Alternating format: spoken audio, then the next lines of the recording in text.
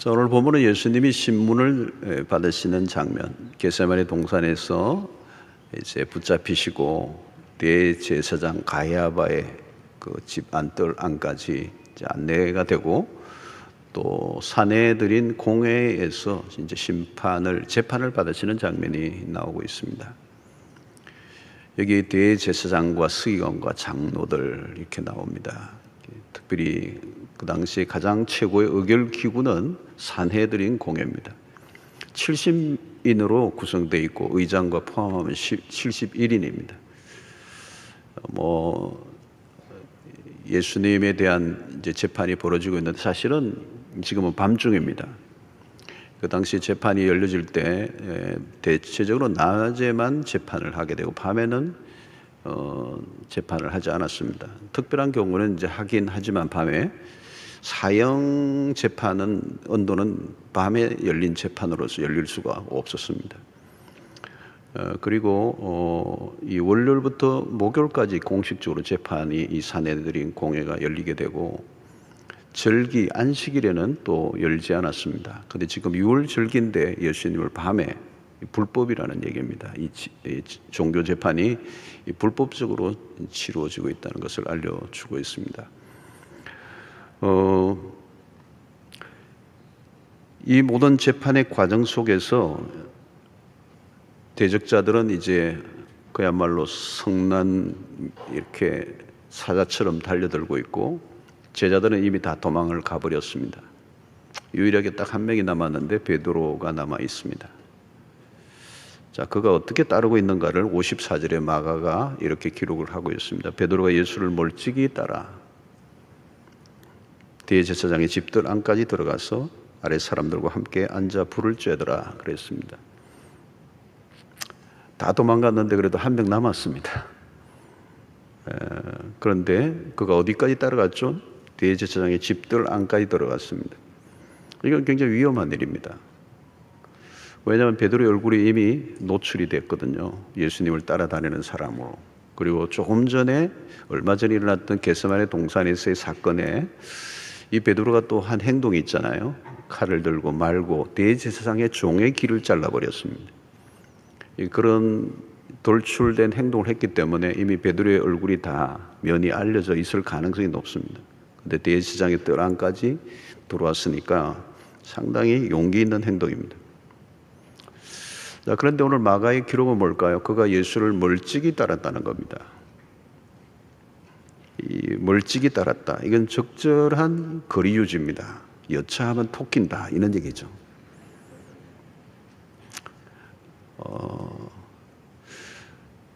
가까이 할 건가 말 건가 베드로는 지금 고민하고 거기 앉아 있는 겁니다.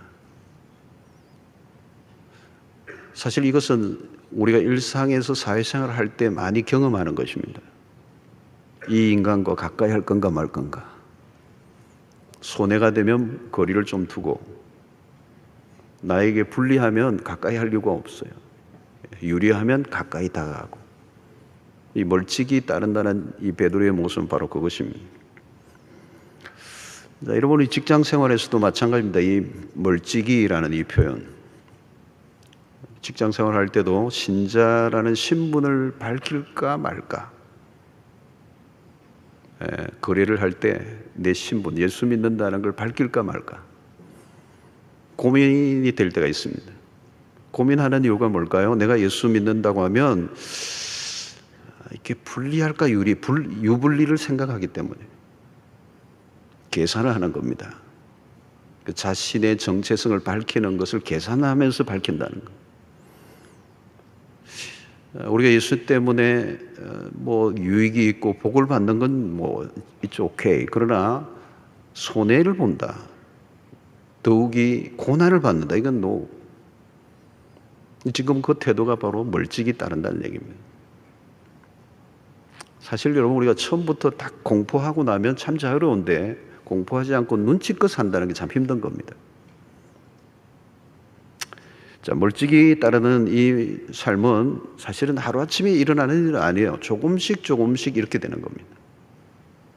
베드로는 조금 전까지만 해도 겟세마네 동산에서 주님이 기도하실 때 함께 기도하지 않았습니다. 그것은 육체적인 필요가 아니고 영적인 문제라고 그랬습니다. 이미 베드로는 겟세마네 동산에서도 물론이고 그 전부터 조금씩 그런 멀어져 있었던 거죠. 언제나 여러분 어떤 행동에는 전조가 있습니다. 여러분 요즘도 그렇죠. 코로나 팬데믹으로 교회 나오는 횟수가 줄어들다 보면 마음도 멀어져요. 처음에는 주일 예배 빠지면 너무너무 불편해. 내가 주일을 빠지다니. 근데 몇 번 빠지고 나면 조금 덜 불편해져. 그리고 아주 많이 빠지면 편안해져요. 아주 자연스러워져요. 참 신기해요, 여러분. 언제나 그렇습니다. 변화는 어렵고요, 변질은 쉬워요. 자, 멀찍이 따르는 베드로는 누구와 지금 함께하고 있습니다. 아랫 사람들이라고 오늘 표현되어 있습니다. 이 아랫 사람들은 대제사장의 집에서 일하는 종들로 보여집니다. 하속인들이에요. 그들과 함께 불을 쬐고 있는 겁니다. 그러니까 그리스상으로도 마찬가지로 멀찍이 관망하는 태도죠. 멀찍이 따르는 사람들의 특징이 있습니다. 안으로 깊이 들어가지 않아요. 주변을 맴도는 것입니다. 교회에서도 마찬가지입니다. 여러분, 교회 안으로 깊이 들어오지 않아요. 교회를 다니긴 하지만 아직 확신이 없어. 얽히기 싫어. 여러분, 이 멀찍이는 경계선에 서 있는 모습입니다. 어느 쪽에도 속하지 않는 모습. 베드로는 제자가 아니고 기회주의자로 전락해 있죠. 결국 멀찍이라는 이 표현은 도망을 치기 직전의 예비 단계. 멀찍이는 헌신이 아니고 도피로 가는 수순입니다. 베드로는 결국 예수님을 부인하고 도망을 칩니다. 그 첫 번째가 뭐예요? 바로 여기 멀찍이 따랐다는 거예요. 자, 여러분들이 신앙을 한번 진단해 보셔야 합니다. 교회를 몇 년 다니느냐가 그것을 묻는 게 아닙니다. 몇 년 다니냐, 그거 별로 중요하지 않아요. 예수님과의 거리가 중요합니다. 30년 다녀도 예수님과 거리가 멀찍이. 1년 다녔는데도 굉장히 가까울 수 있어요. 횟수의 문제가 아니라는 거예요. 10년, 20년 다녀도 늘 멀찍이라면 그건 따른다고 말하기 어려워요. 예수님을 따른다는 것은 사실 쉬운 일이 아니죠. 너희가 나를 따라오려거든 자기를 부인하고 자기 십자가를 지고 나를 따를 것이니라. 굉장히 어려운 얘기입니다. 내가 좋을 때만 따른다. 그건 그 연예인들을 따르는 팬들의 모습과 비슷해요. 와, 열광하잖아요. 그러나 제자는 아닙니다. 헌신은 하지 않습니다. 여러분, 우리가 평소는 잘 모르죠. 예수를 따라갈 때 자기의 위험이 찾아오는 순간에 내가 어떻게 반응하느냐. 이게 그때 이제 진짜인지 가짜인지를 분별할 수 있는 것입니다. 자, 그러면 베드로는 왜 멀찍이 따르고 있을까? 뭔가 흔들리고 있는 것입니다. 무엇이 흔들릴까요? 제자로서의 정체성이 흔들리고 있는 겁니다. 이 정체성, 아이덴티티.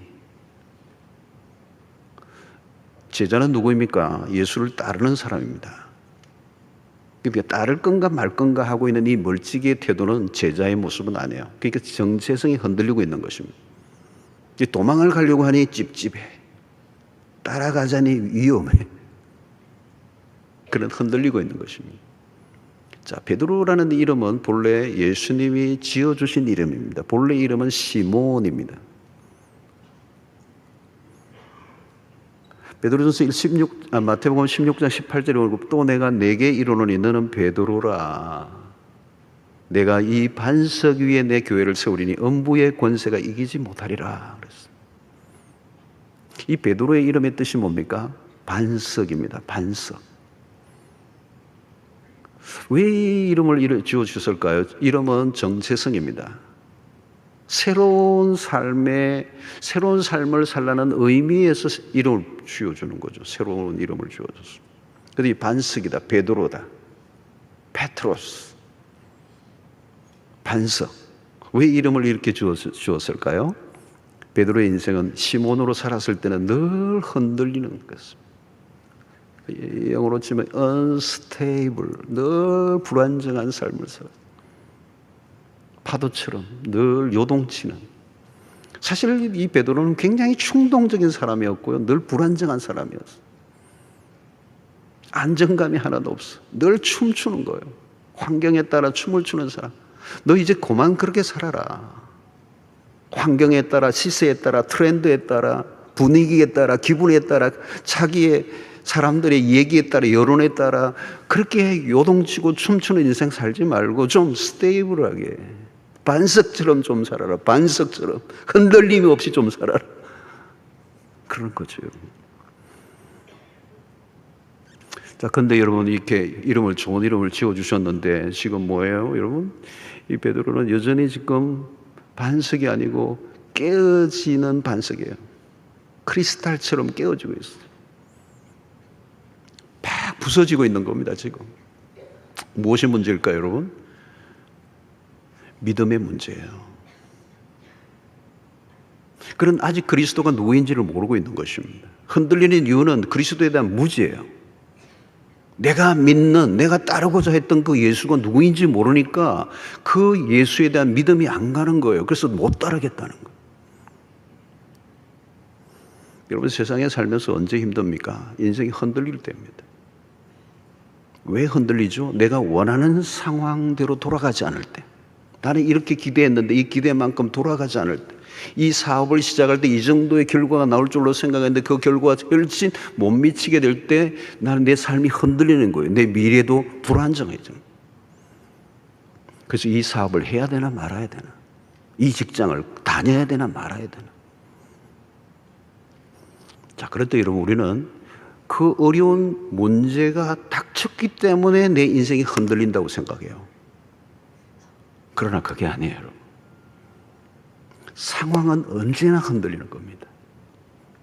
상황이 일어난 문제가 내 인생을 흔드는 게 아니고 믿음이 흔들리기 때문에 상황도 흔들리는 거예요.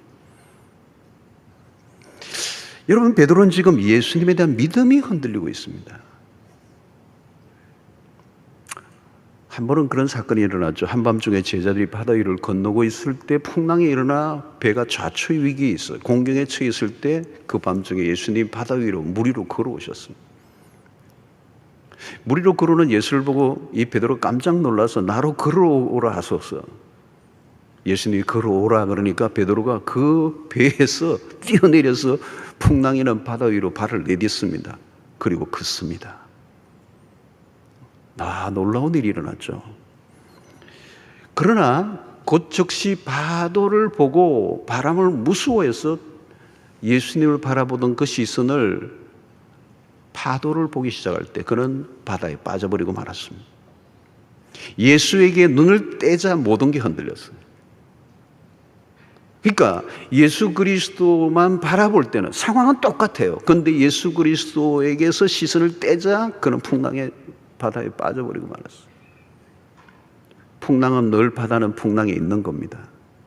그러나 예수 그리스도에게 시선을 고정할 때는 물 위를 걸었던 거죠.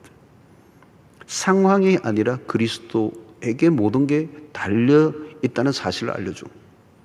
우리에게 중요한 것은 그리스도에게 초점을 맞추는 것입니다.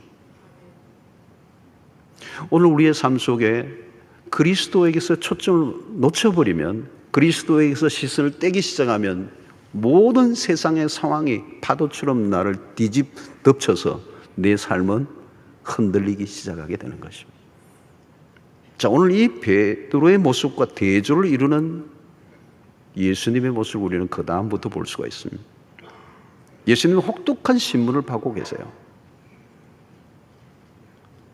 불법적인 재판들이 계속 벌어지고 있고요. 말도 안 되는 거짓 증언들을 하며 자기들끼리도 서로 일치를 이루지 못하고 있어요. 그리고 이들은 정말 아주 포악한 폭도들처럼 예수님에게 상식적이지 않는 방식으로 재판을 하며 이제 예수님을 죄인으로 몰아가고 살인 죄목을 뒤집어 세워 죽이려고 하고 있습니다. 자, 근데 그 속에서 예수님의 모습을 우리가 좀 볼 수가 있어요. 60절을 보면 대제사장이 가운데 이르러서 예수에게 물어 이르되 너는 아무 대답도 없느냐? 이 사람들이 너를 치는 증거가 무엇이냐 하니 61절 침묵하고 아무 대답도 아니하시거늘 그랬습니다. 자, 이들은 예수님에게서 제목을 찾기 위해서 다양한 형태로 질문을 던졌는데 예수님은 침묵하시는 거예요. 대답을 하지 않으시는 거예요. 왜냐하면 무슨 대답을 해도 그들은 예수님에게서 책을 잡으려고 작정하고 있는 사람들이기 때문에 예수님은 당신 자신에 대한 어떤 변호도 하지 않으신 겁니다. 여러분, 어떤 사람이 나에 대해서 의심을 하고 질문하기 시작하면요, 답할 게 없어요, 사실은. 왜냐하면 그 의심에는 확신을 갖고 있기 때문에, 어떤 확신을 가지고 질문을 던지고 있기 때문에 내가 어떤 변호를 하고 설명을 해도 그는 못 알아들어요. 믿지 않기로 결정하고 묻고 있기 때문에. 예수님은 지금 마찬가지예요. 죽이기로 작정하고 결론을 내리고 있는 사람들에게 자신의 변호는 전혀 의미가 없는 거예요. 그래서 침묵하시는 그리스도, 다시 말하면 말도 안 되는 비난과 공격에도 초연하신 그리스도. 그렇습니다, 여러분. 그리스도는 누군가의 변호를 해줘서 당신이 그리스도가 되실 분도 아니고, 누가 비난을 하고 그걸 뜯는다고 당신의 존재가 추락하는 것도 아니에요. 그리스도는 그리스도시죠. 주님은 사람들의 평가에 휘둘리지 않으셨습니다. 주님은 요동치 않는 반석과 같이 그들의 그 거대한 종교 그룹 앞에 딱 버티고 계시는 거예요.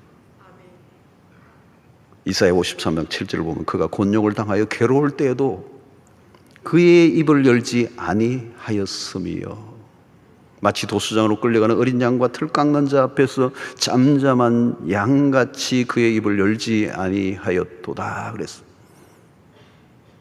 우리는 여기서 본문에 지켜봐야 될 그리스도의 모습은 뭘까요? 그 위협적인 분위기 앞에서도 조금 더 흔들림이 없으신 이 모습, 이것은 베드로와 전혀 다른 모습입니다. 예수님은 이제 가야바 앞에서뿐만 아니고 얼마 있지 않은 빌라도 총독 앞에서, 그리고 십자가 앞에서도 마찬가지입니다. 주님은 흔들림이 없는 반석이셨습니다. 베드로는 반석이지만 깨어진 반석이에요. 그러나 그리스도는 깨어지지 않는, 흔들리지 않는 반석이심을 우리에게 보여줍니다. 사랑하는 성도 여러분, 오늘 우리가 참 혼란한 시대를 살고 있습니다. 이 시대가 어디로 가고 있는지 다 길을 잃었어요.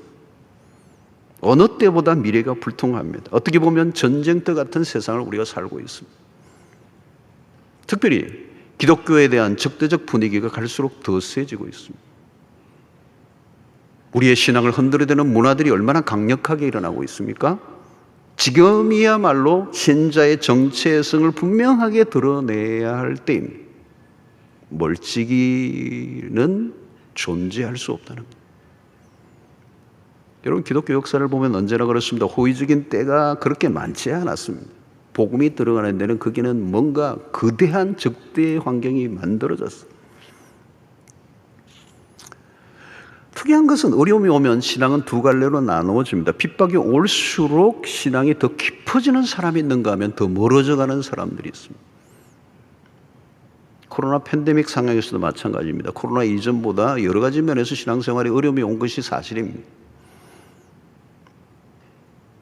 이때 신앙이 무너지는 사람들이 꽤 많습니다. 우르르 무너져. 누굴까요, 여러분? 평소에 멀찍이 따르던 사람들입니다. 예수를 따르는 길에 확신이 없었던 사람들.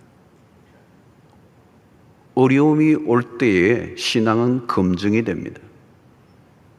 외부적 상황에 흔들리지 않고 믿음으로 살아가는 태도. 여러분, 신자의 삶에는 담대함이 필요해요. 조금 어려움이 온다고 꼬리를 내리면 안 된다는 거예요. 예수를 믿을 때 찾아오는 위험에 대한 두려움을 이겨내야 합니다. 형식적으로 따르는 사람은 두려움이 오면 그냥 무너져 버립니다. 앞으로 보십시오. 유약한 신자, 멀찍이 따르는 사람은 쓸 곳이 없어져요. 요즘 신자들이 코로나19로 인해서 직장에서 어려움을 많이 겪는다는 얘기를 듣습니다. 직장 상사가 교회를 못 나가도록 은근히 때로는 노골적으로 압력을 가한다는 거예요. 교회 가서 코로나에 감염되어 오면 잘한다고 압력을 가한다. 여러분, 그때가 중요한 겁니다. 그때가 중요한 거. 여러분들의 신앙을 입증해 보일 때. 여러분, 우리는 세상에 흔들리면 안 됩니다. 교회가 전염병을 퍼뜨리는 온상이 결코 아닙니다. 언제나 전염병이 돌면 혐오 그룹을 찾게 되고 그들을 사회에서 배제시켜버리는 분위기가 형성되죠. 소위 말하면 여론몰이라는 거죠. 여러분, 교회가 전염병을 퍼뜨리는 것입니까? 아닙니다. 여러분, 교회 안에서 예배를 드리다가 감염되지 않아요. 우리 교회를 보십시오. 이렇게 많은 성도들이 2년여 동안 수많은 예배를 드렸지만 한 번도 교회 안에서 예배를 드리는 가운데 감염이 된 적이 단 한 번도 없습니다. 제가 거짓말 하겠습니까? 단 한 번도 없었습니다. 감염된 분이 들어온 적은 있습니다. 들어왔어도 주변에 아무도 감염된 적이 없습니다.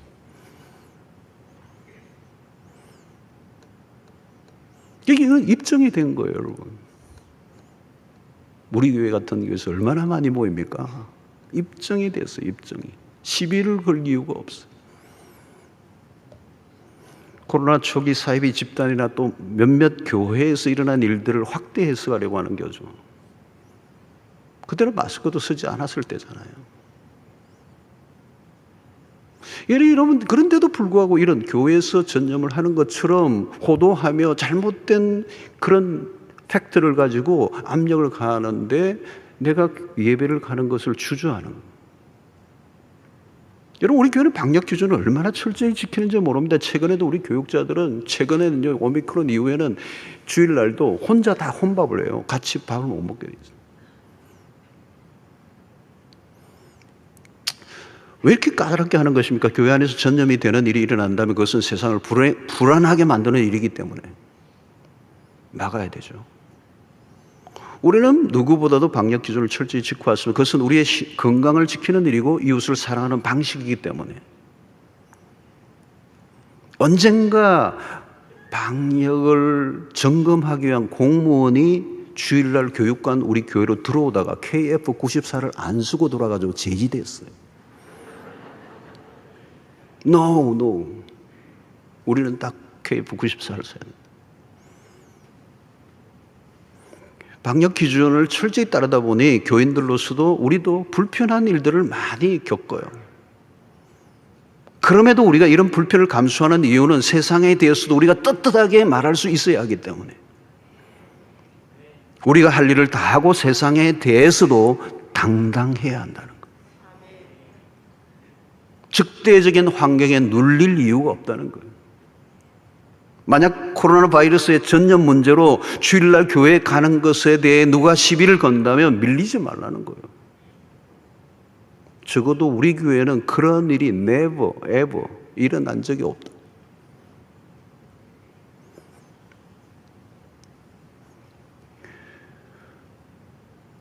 여러분, 신자에게 있어서 예배는 생명입니다.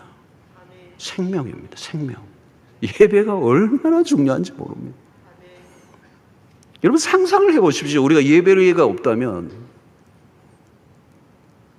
주일날 교회에 나가 예배 드리는 것까지 눈치를 보면서 다닐 이유가 없어요.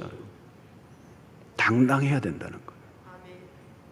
여러분, 식당에 가보십시오. 맛집이나 가보십시오. 지금도 바글바글이에요. 만약 그런 논리라면 주일날 교회 가지 말라고 한다는 논리라면 카페나 식당에도 가지 말라고 해야 돼요. 지하철도 타서는 안 돼요. 여러분, 서울의 지하철은 얼마나 꽉꽉 탑니까? 아침에 출퇴근 시간. 논리가 안 맞는 거예요. 교회 가지 마. 너무 안 맞는 얘기.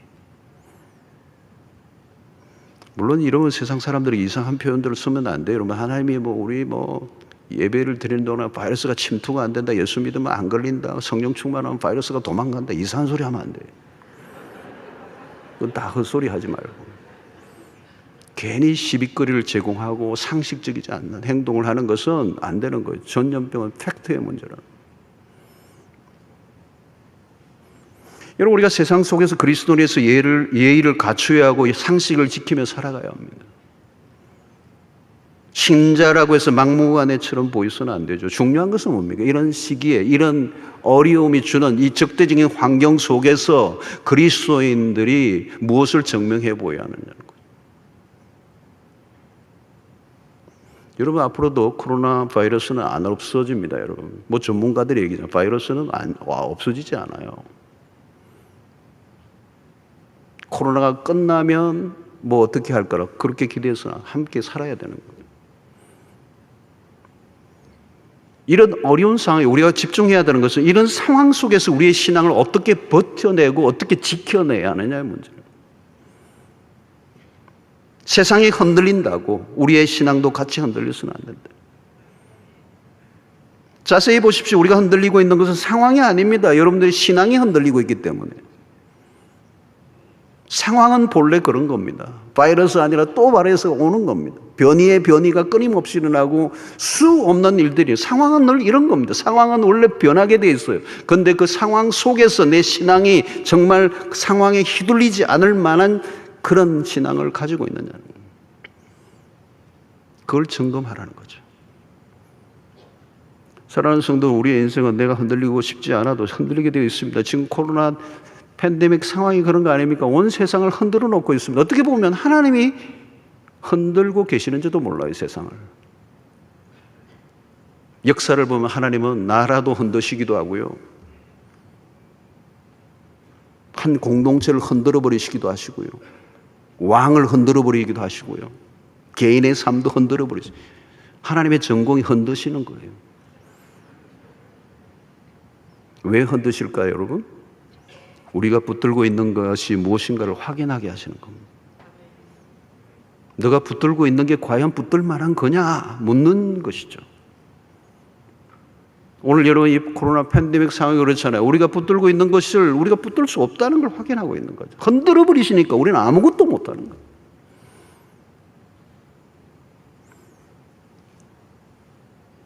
흔들리지 않는 것을 붙들라는 사인인 것입니다.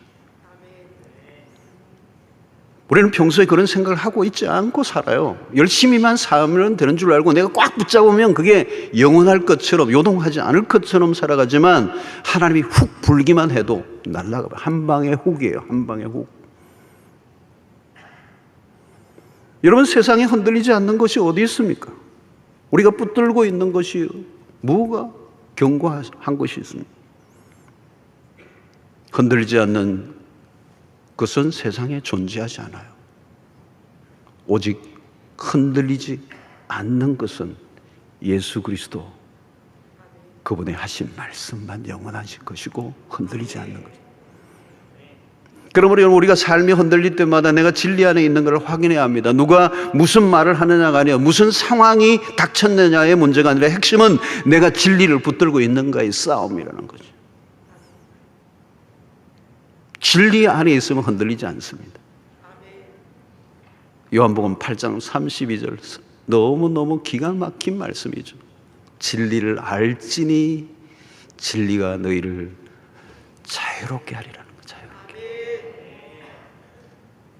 여러분, 여기 진리를 알지니 할 때 이 알지니는 그냥 머리로 아는 그런 알을 말하지 않아요. 진리를 정말 내 온몸으로 체득하면 그 진리 안에 있을 때 그 진리의 힘이 나를 모든 속박으로부터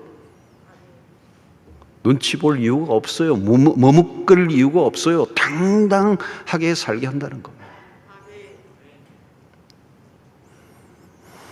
그리스도만이 우리의 반석이 되셔야 합니다. 산상설교에서 주님은 모래 위에 집을 짓지 말라고 하셨습니다. 반석 위에 집을 지으라는 거예요. 진리 위에 세워진 집은 흔들리지 않습니다. 그러나 인간이 세운 집은 비가 오고 바람이 불면 무너져 버리는 거예요. 바로 베드로의 지금 모습입니다. 비가 오고 바람이 부니까 무너져 내려버리는 거예요. 요즘 많은 사람들이 메타버스에 관심을 많이 가지고 있습니다. 코로나 팬데믹 이후에 우리에게 주어진 굉장히 중요한 이슈 중에 하나가 메타버스. 많이 우리가 듣고 있습니다. 가상현실입니다. 가상인데 현실처럼 정감을 일으켜서 경험하게 하는 거잖아요. 이제 메타버스 초치도 지금 나오고 있어요. 존재하지 않는데 마치 존재하는 것처럼 온갖 것을 다 경험하게 해주는 세상. 가상이 현실보다 더 현실처럼 느껴지게 하는 세상. 근데 알고 보면 우리의 삶 전체가 메타버스인지도 모릅니다. 가상현실과 같아요.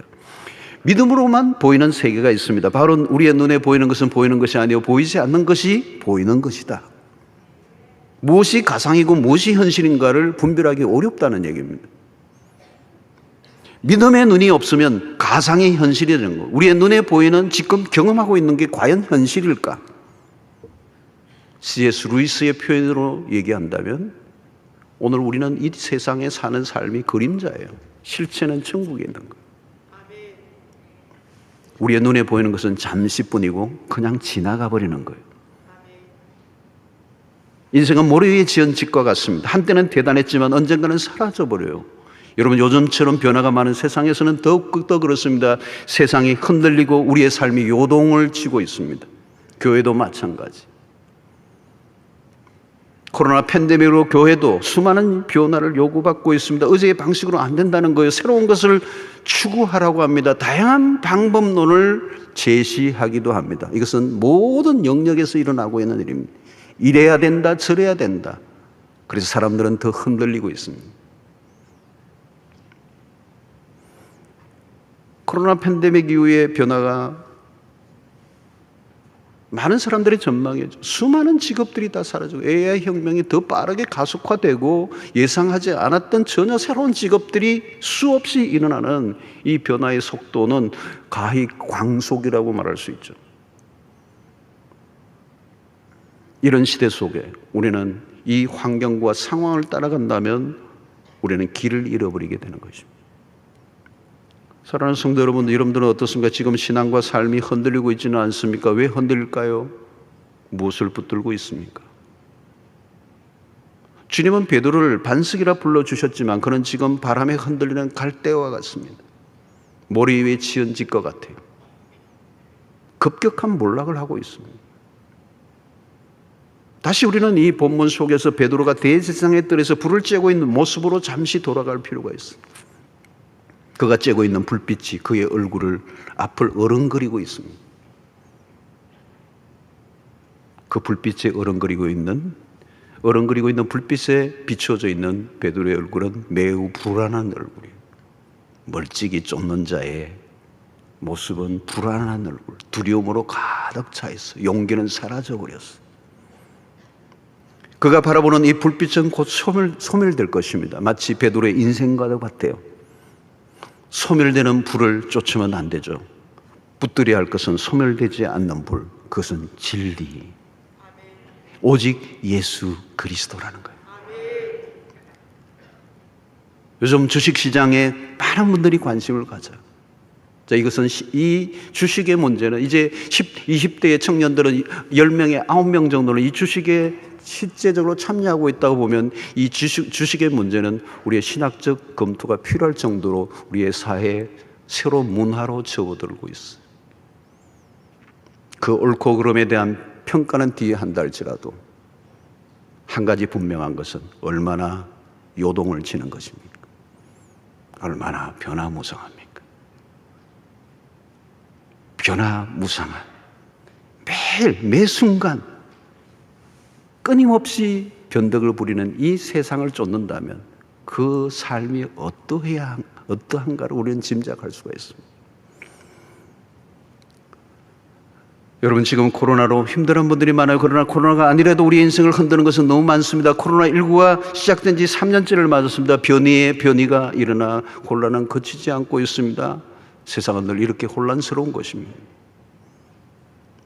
상황은 우리가 예상한 대로 돌아가지 않아요. 우리가 할 일은 무엇입니까? 내가 과연 진리를 제대로 알고 붙들고 살아가고 있는가? 나는 예수를 어떻게 따르고 있는가? 적당히 거리를 두고 따르고 있는가? 아니면 바싹 주님의 곁에서 동행하고 있는가?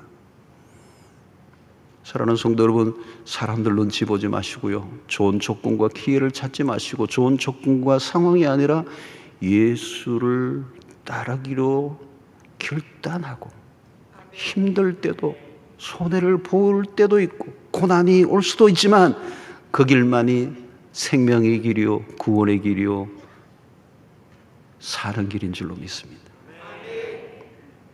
여러분, 우리를 지켜줄 수 있는 것은 세상에 존재하지 않습니다. 진리는 우리를 속이지 않습니다. 흔들리지 않는 인생을 살아갈 수 있게 되기를 축원합니다. 이왕 예수 믿는 바에 멀찍이가 아니라 바짝 그리스도를 따라갈 수 있게 되기를 축원합니다. 애매모호한 지대에서 머뭇거리지 마시고 적당하게 신앙생활 하려고 하지 마시고, 예수 외에 다른 길이 없습니다. 예수 외에 다른 길이 없어요.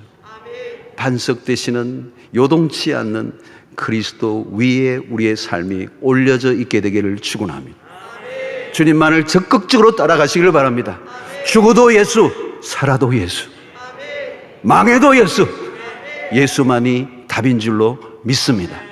엉거주춤, 애매모호한, 그래서 적당하게 멀찍이 예수를 따랐던 베드로, 그는 흔들리는 자였습니다. 주님은 우리를 향하여 반석과 같이 살기를 원하십니다. 영원한 반석 되신 그리스도를 따라가는 일에 더 열심을 내는 이 코로나 팬데믹 상황, 흔들고 또 흔들리는 이 세상 가운데 우리로 하여금 흔들리지 않는 한 분만을 바라보라고, 어쩌면 이 코로나 팬데믹 상황에서 우리의 인생을 흔들고 계시는지도 모르겠습니다. 오늘 주님을 더욱더 붙들기로, 따라가기로 결단하는 여러분들 되시기를 주의 이름으로 축원합니다.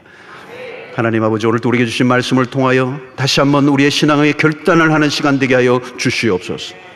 멀찍이, 눈치껏, 적당하게 따라가는 길에는 미래가 없음을 기억하고, 요동치는 삶을 청산하고 요동치 않는 반석 되신 그리스도를 따라가며 그 위에 우리의 인생이 올려져 있게 하여 주시옵소서.